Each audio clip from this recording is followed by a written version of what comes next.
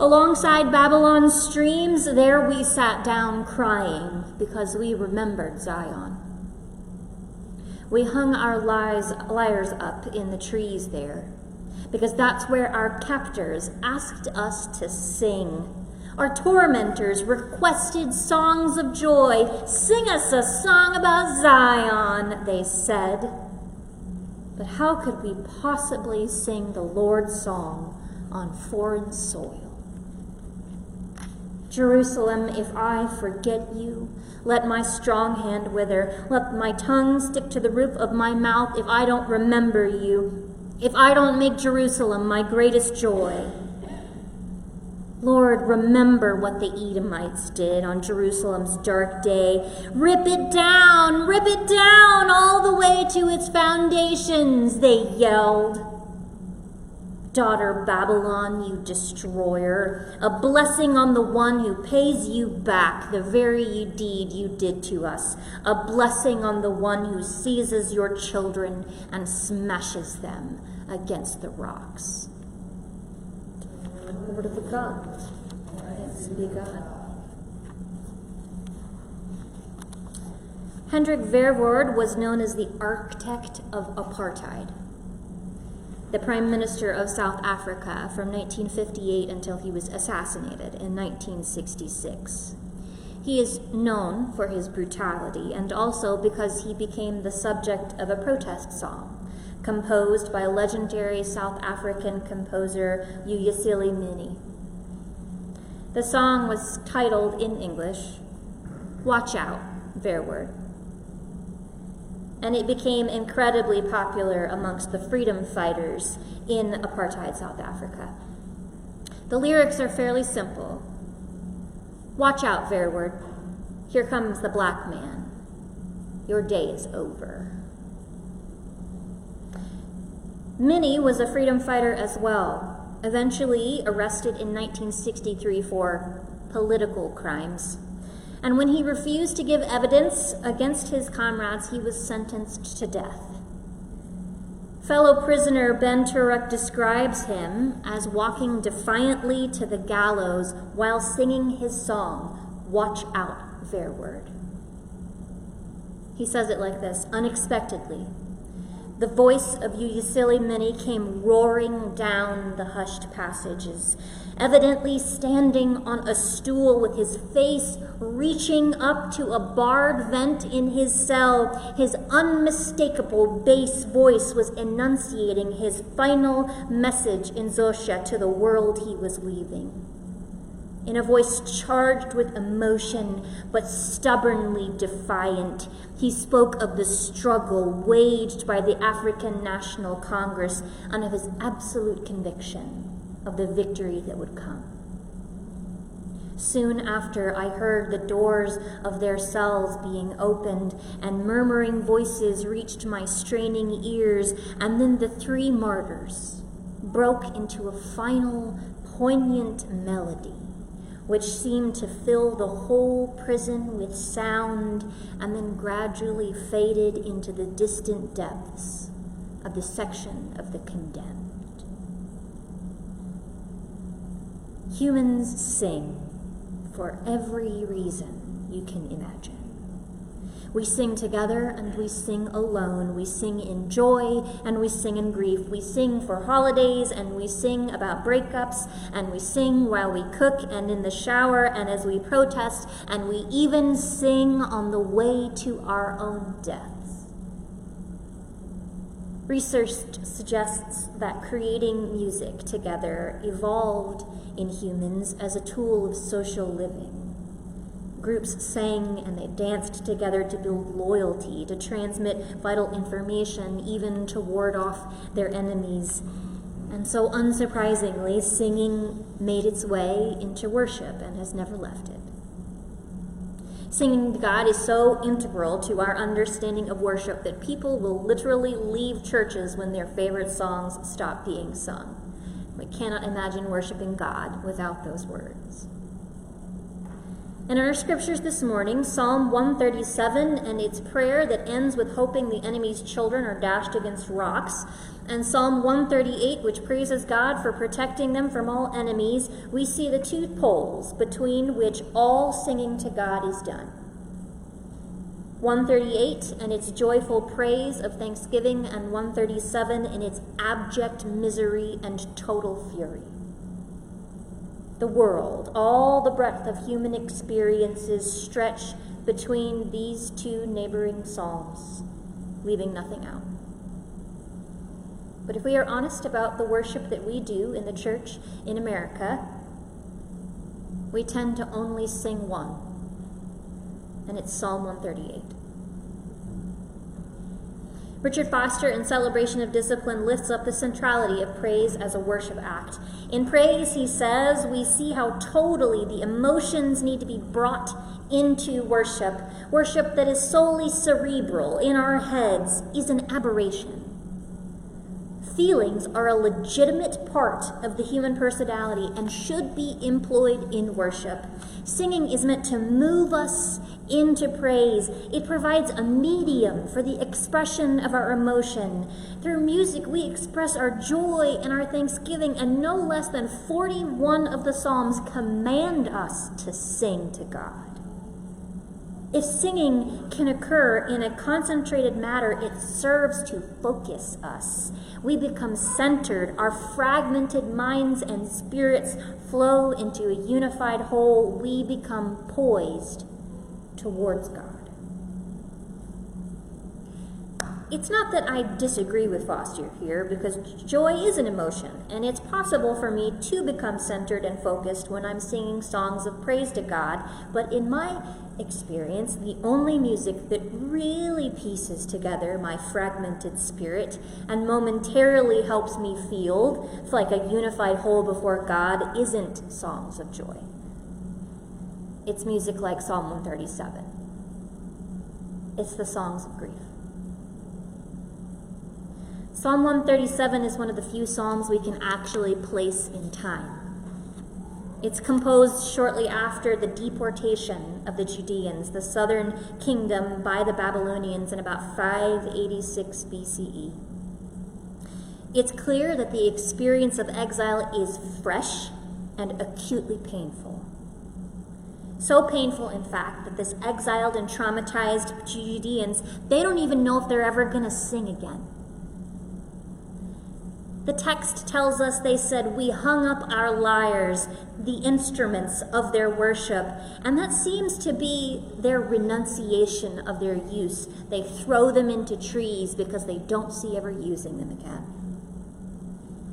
But eventually the psalm recounts for us how the Judeans, they can't help but sing in these terrible days of loss, except these songs are better howled than crooned. They are better screamed than hummed. Happy is the one who smashes your infants against the rocks. That's what our song is in Psalm 137. And we, of course, read that and are horrified. Famous Hebrew scholar Robert Alter says there is no moral justification that can be offered for this concluding line.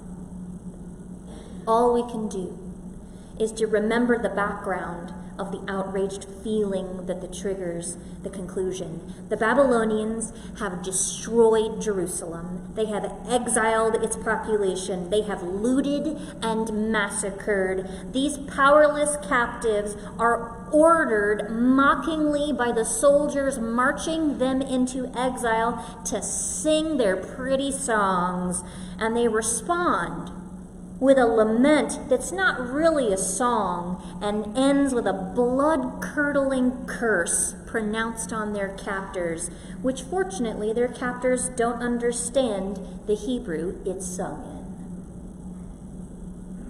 in. They are like Vusilimini. They are singing on their way to execution, calling out a warning and grief in a song sung to each other. I don't think the modern church is good at providing a space for that kind of singing. Even when our songs do provide expressions of grief or contemplation or suffering, they're usually just funeral songs, and they're written with this tone of trust and assurance, we can't say we're hurting without saying oh, but God, don't be mad at me. Even my favorite funeral song, Abide With Me, does this. Abide with me, fast falls the eventide. The darkness deepens, Lord, with me abide.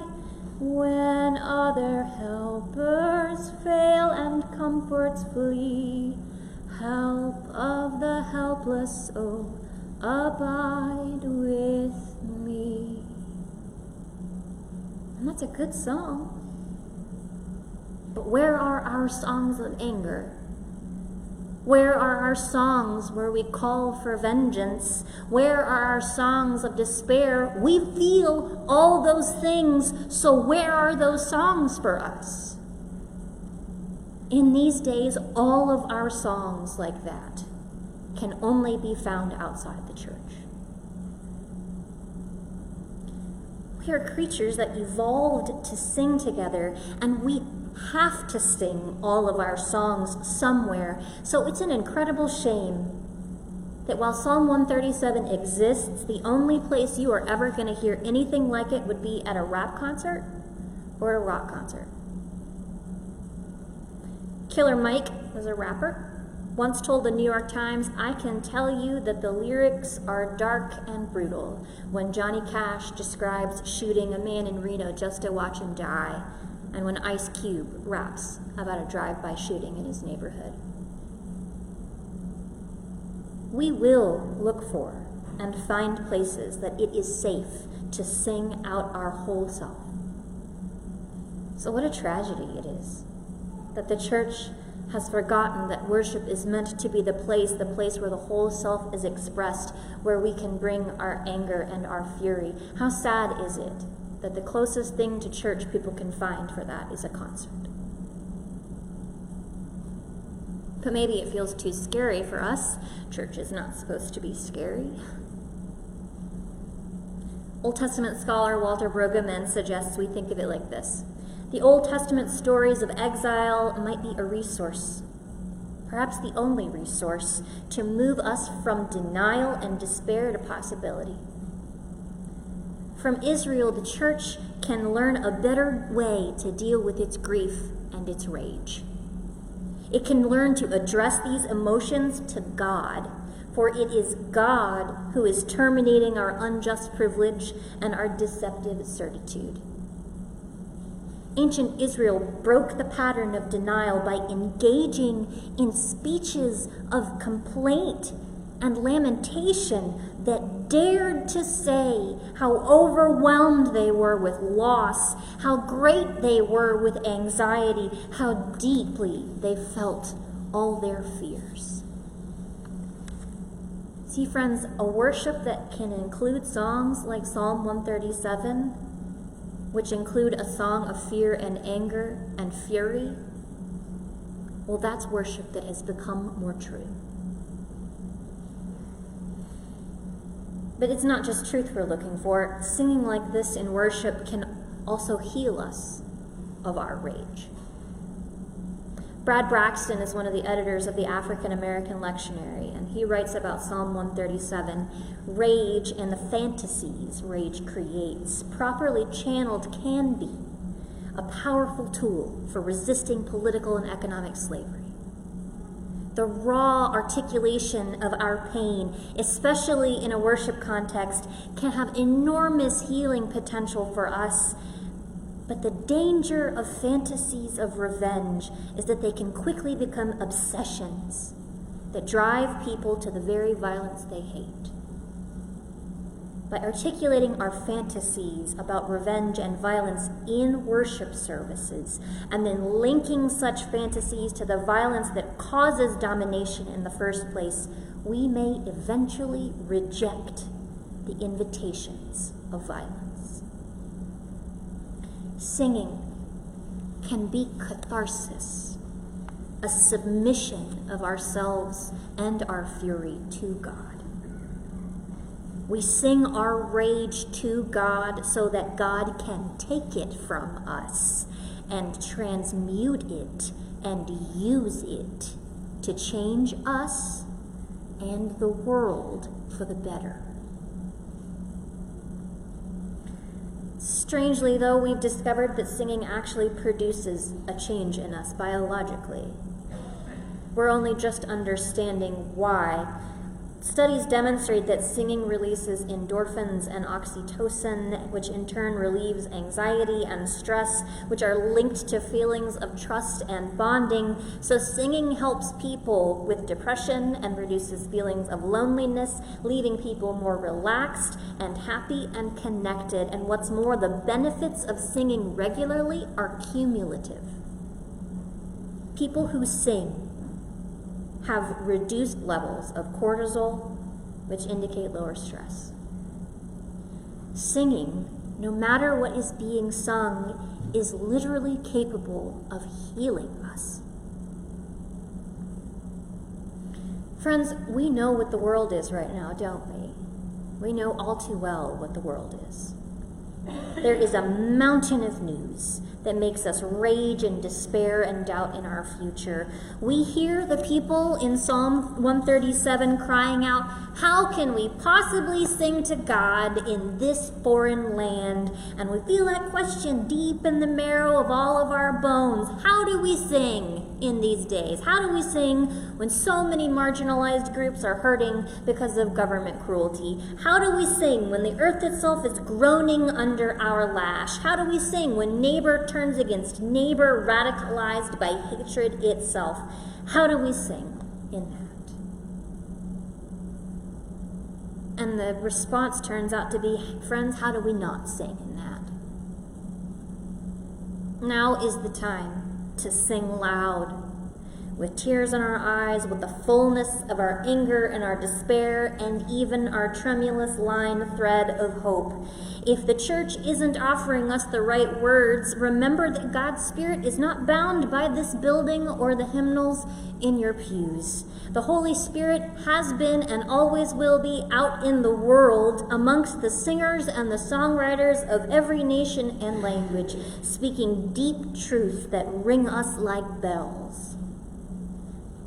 We have to sing because we have to be healed. And we have to sing because we have to be drawn back together. So this week, I need you to choose a song that expresses the intense negative emotion that you are all feeling. I imagine you are all feeling different negative feelings, but you're all feeling at least one of them, yes? Maybe you're feeling grief, maybe it's rage, maybe it's despair, whatever. Find the song that expresses those feelings most closely. It doesn't have to have curse words in it, but it can have curse words in it, because God is not afraid of your music or your language, okay? The most important thing is that this song feels true. You are not going to embarrass God by your music taste. And once you have that song chosen, before you play it, say out loud, "God, hear my prayer." And then sing it. Loud, full-voiced, heart-pounding, sing it. Even if it's not in church, it can still be worship. Even if it's not a church song, God can still hear it. A song that cracks you open, that lays you vulnerable, that is done deliberately in the presence of God is worship. It's your Psalm 137. Friends, bring yourself fully to your God this week. Bring your whole life. All of the Psalms 138s with their praise and joy and thanksgiving, and all of the Psalms 137 with all its fear and anxiety and fury. Bring it all. Bring your every thought, praising and cursing. Whether you are singing to a small child at night or singing your way to your death, bring yourselves to God. Sing together or alone so that your healing can begin. Sing. Just sing.